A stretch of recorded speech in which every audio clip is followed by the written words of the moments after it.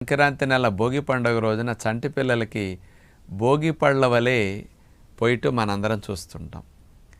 ఈ ఎందుకు పోస్తారు చిన్న పిల్లలకంటే భోగి పళ్ళు నెత్తిన పోసేసరికి ఆ నెగిటివ్ ఎనర్జీని అట్రాక్ట్ చేసేస్తాయి అనేది సైంటిఫిక్గా ఉందన్నమాట.